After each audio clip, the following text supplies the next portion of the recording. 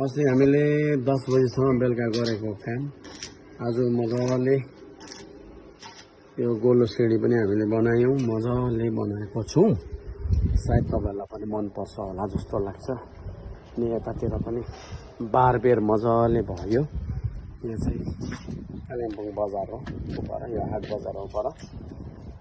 अनि मन्दिर पनि सिमिट्टी गरेर मजाले बनाएको छौँ चिडिक्कै।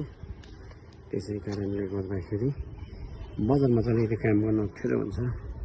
यता अरूको घर उता अरूको घर हो, र पनि काम त गर्नुपर्छ, काम नगरी माम पाउँदैन। त्यसै कारणले हेर्नुहोस्,